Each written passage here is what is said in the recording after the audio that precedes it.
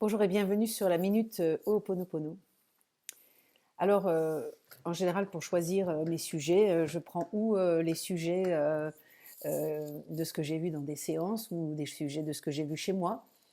Et en fait, c'est une amie, et puis c'est pas la première, qui me pose cette question. Elle me dit, il y a des tas de voyants et de médiums qui ont prédit des choses assez terribles pour la fin de l'année. Alors, voilà, elle me disait, est-ce que c'est ta vision? Et il me semble que vous commencez à être au clair maintenant, que ce qui se passe, c'est la réalité de votre vision. Je me souviens, à l'époque, j'ai eu une époque un petit peu pentecôtiste, où j'allais beaucoup à des cérémonies où on faisait descendre l'esprit et on faisait la Pentecôte en fait.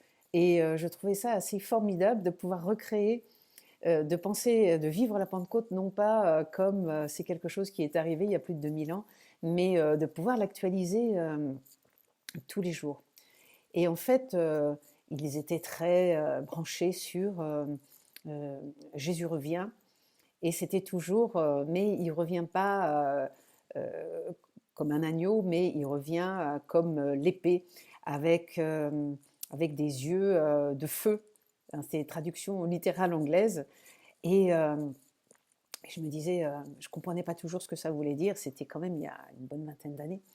Et en fait, je crois que, je pense on est précisément dans cette époque-là dont il parlait, c'est-à-dire, on peut l'appeler, je sais pas, eux ils l'appelaient le retour de Jésus.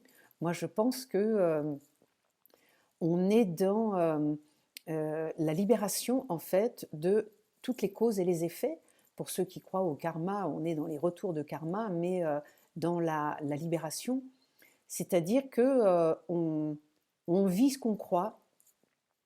Je ne sais pas si vous connaissez la série Lucifer, qui est assez intéressante de ce point de vue-là, parce que elle parle beaucoup de ça. Elle parle beaucoup de on est coincé dans un enfer où on ne fait que revivre ce à quoi on est attaché. Donc pour moi, ces temps incertains, c'est ce temps réel où vous avez une pensée, elle se met en pratique, vous pouvez le voir directement. Vous avez peur, immédiatement, elle se manifeste dans la journée. Il n'y a plus de temps entre la cause et l'effet. Avant, on pouvait attendre une dizaine d'années, une vingtaine d'années entre une cause et un effet. Maintenant, c'est quasiment dans la journée. Vous pensez un truc, vous allez le matérialiser. Et donc, c'est formidable parce que du coup, vous découvrez que vous êtes des grands créateurs. La bonne nouvelle, c'est que si vous êtes capable, entre guillemets, de créer des merdes, vous pouvez aussi, dans la même journée, créer des choses assez sympathiques. Et ce truc que tout le monde redoutait depuis longtemps, en fait, on est dedans. C'est pas la peine de craindre qu'il arrive encore des choses terribles. Bon, si vous êtes dans une capsule où vous êtes né, je sais pas, moi, j'en parlais aujourd'hui à quelqu'un, si vous êtes né à Beyrouth, sous les bombes, eh bien, forcément, à la fin des temps, comme on appelle ça, vous allez être obligé de revivre, si vraiment vous y croyez encore, vous allez être obligé de revivre un climat un peu de guerre pour pouvoir avoir l'impression que c'est la réalité. Euh, j'ai une amie qui me disait que à Toulon, elle avait croisé une escadre de militaires armés jusqu'aux dents. Et elle leur a demandé qu'est-ce qui se passe. Et ils ont dit, nous sommes en guerre. En guerre contre quoi? Contre un virus. C'est bien normal, non, de se promener avec une Kalachnikov quand on est en guerre contre un virus.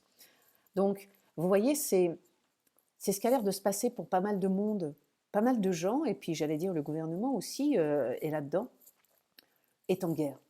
Donc, bah, ça veut dire que depuis que vous êtes né, vous êtes en guerre. Et vous pouvez effectivement, en guerre, vous attendre à quelques horreurs d'ici la fin de l'année. Moi, je sais ce qui va se passer à la fin de l'année, je pense que je vous l'ai déjà dit.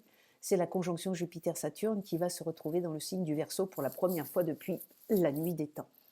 Et donc, du coup, nous allons enfin avoir les deux symboles de l'humanité, Jupiter et Saturne, qui se retrouvent dans le signe de l'humanité.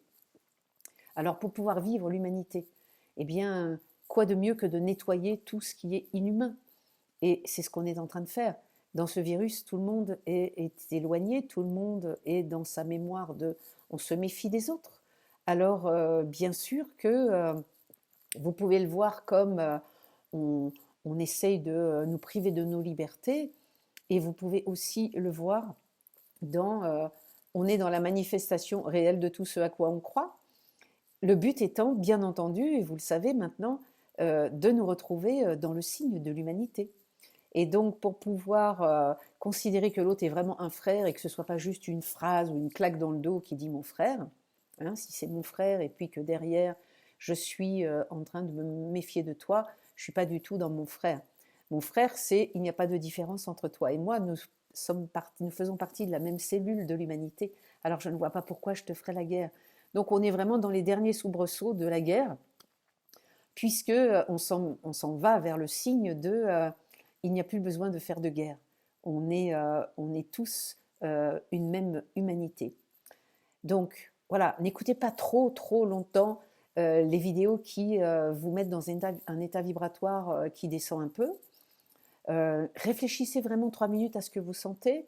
N'oubliez pas que vous pouvez très bien vous-même être en train de recréer un petit enfer qui est un enfer de l'enfance, où il faut se méfier des humains et où on est en guerre. Moi, je pense que enfant, j'étais effectivement en guerre. J'étais en guerre contre le manque de temps, contre les obligations, contre la famine, parce que je trouvais qu'on ne me donnait pas assez à manger. J'étais en guerre contre plein de choses. Et aujourd'hui, eh bien, c'est comme si toutes ces guerres se manifestent pour regarder là où j'en suis. Donc si vous avez l'impression qu'il y a encore une guerre chez vous, euh, travaillez cette guerre. Vous pouvez parler au petit, à la petite, je suis désolée, je n'avais pas vu à quel point tu avais vécu ta vie comme un enfer, où tu étais dans une guerre permanente. Ça peut être une guerre où il faut faire attention, regarder par-dessus son épaule parce qu'il y a quelqu'un de dangereux dans la famille, parfois un grand frère, une grande sœur, qui est là pour mettre des calbottes. Je veux dire, quand on est un bébé, c'est pas facile. Donc, quelle que soit la guerre que vous avez vécue, peut-être qu'il y avait la guerre entre vos parents, peut-être qu'il y avait la guerre avec un de vos frères, un de vos sœurs et de vos parents, peut-être qu'il y avait la guerre entre vous et les parents par rapport aux notes de l'école, par rapport, voilà. Il y avait peut-être une guerre. Donc essayez d'identifier la guerre, parlez bien à cette petite. Pardonne-moi de croire qu'aujourd'hui aussi nous sommes en guerre, alors qu'on est juste en train de prendre conscience de l'univers dans lequel on habite, dans l'univers dans lequel on vit et dans lequel on croit que tout le monde vit. Et on essaye aussi de faire en sorte que les autres se conforment à l'univers dans lequel on vit. Ça nous met très en colère de voir que les gens n'appartiennent pas à notre univers, et on essaye par tous les moyens de leur faire croire à notre propre univers pour se sentir moins seul. Donc je te remercie de m'envoyer cet état de guerre, que vous le viviez à l'intérieur ou à l'extérieur, parce que ça va m'aider à venir nettoyer cet état dans lequel tu étais enfant et où il n'y avait jamais de repos, jamais de détente, jamais de la vie est une bénédiction. Voilà, je te remercie, je t'aime. Et n'oubliez pas de ne pas prévoir pour le futur des choses horribles. Le problème des médiums, c'est que les médiums sont aussi confrontés à leur propre système de croyance, à leur propre filtre. Alors, à qui peut-on se fier? À personne. Fiez-vous à la réalité que vous croyez. Fiez-vous à ce qui vous arrive. Parce que quand ça vous arrive, vous vous dites « Eh merde, voilà encore un truc auquel je crois puisqu'il vient de se manifester ». Voilà pour aujourd'hui, je vous retrouve demain.